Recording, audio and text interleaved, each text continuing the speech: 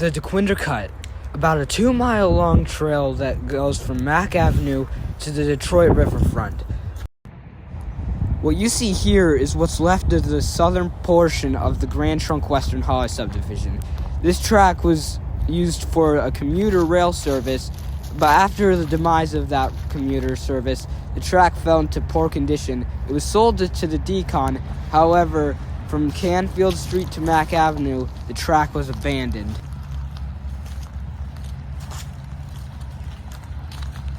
Although there are abandoned tracks in far worse condition than this track was still pretty beat up.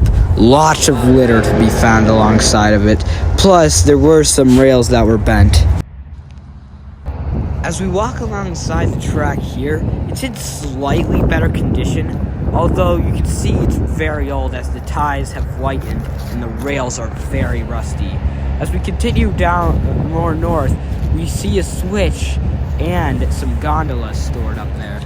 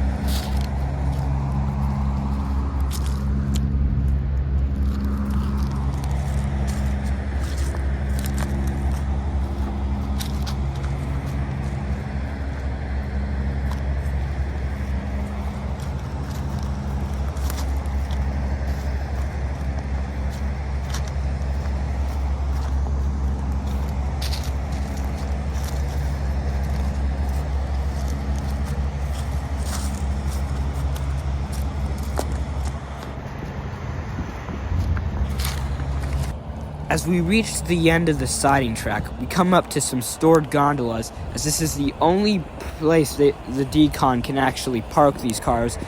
Very bad condition track for them to store the cars, but as I said, it's really the only part of the track they can store these cars on.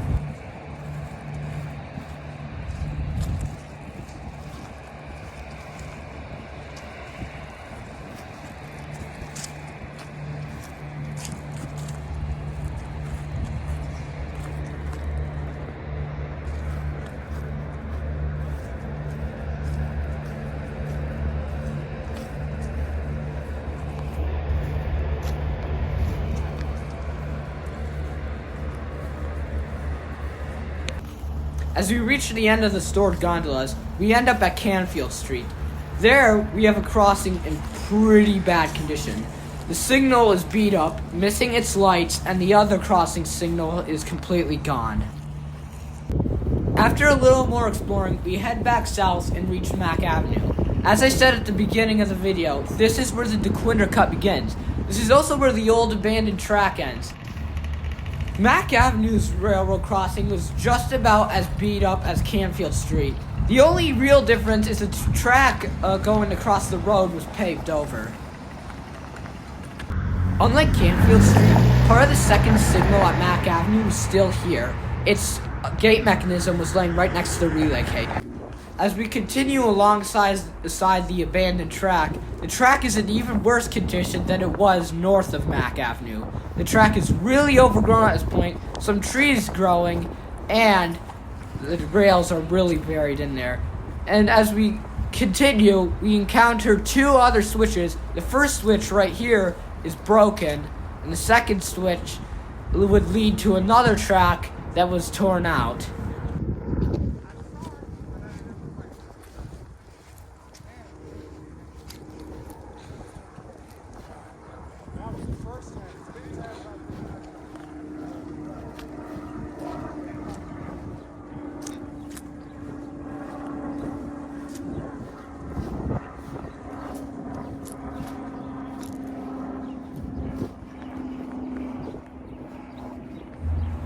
Eventually, the track finally comes to an end.